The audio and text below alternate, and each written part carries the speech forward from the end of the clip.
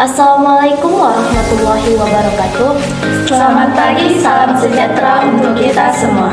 Kami dari kelompok 4 akan membuat video pembelajaran tentang kalkulus predikat dengan mata kuliah himpunan dan logika dengan saya Nokomat Selina Sitagang. Saya Martin Purba. Saya Roma Ulika Semarang. Mari kita saksikan bersama video. Yang pertama kita membahas mengenai logika predikat atau kuantifier. Logika predikat adalah suatu logika yang lebih canggih yang seluruhnya menggunakan konsep dan kaidah proporsional yang sama.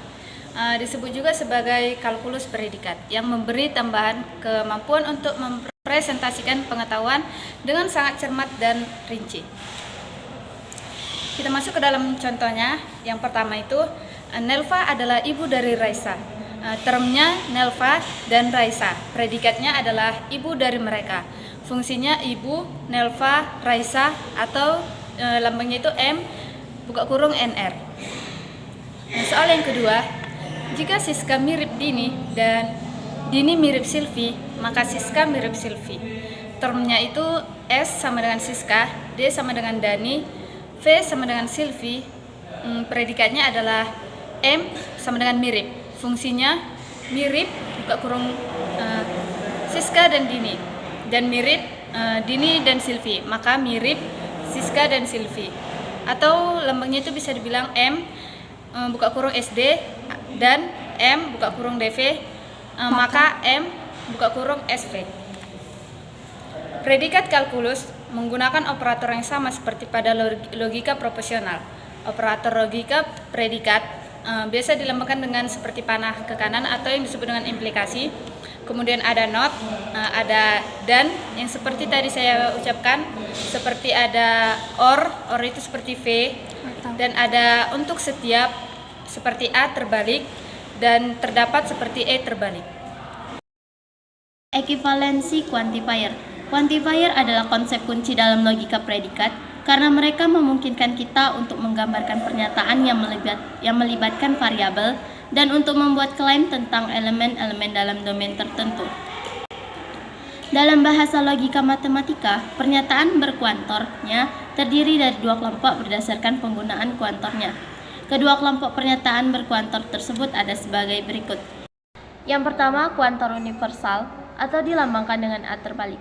Pernyataan dengan kuantor universal ditandai dengan penggunaan kata setiap atau semua. Kuantor universal mengindikasikan bahwa sesuatu bernilai benar untuk semua individu-individunya.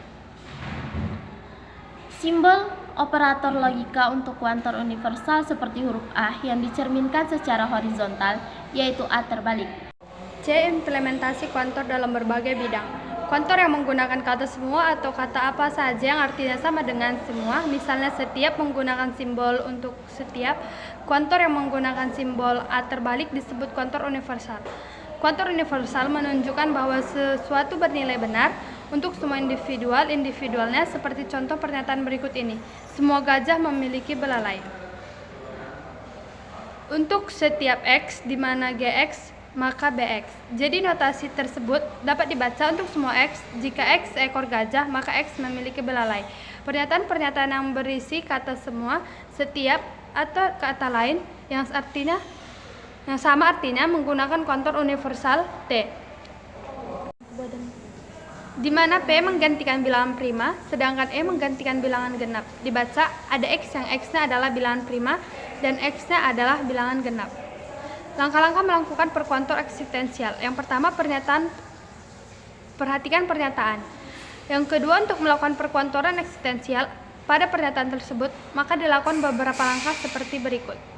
Yang pertama, carilah lingkup dari kuantor eksistensial. Yang kedua, berilah kuantor eksistensial di depan terbalik E, X, di mana pelajar X dan memperoleh beasiswa berprestasi.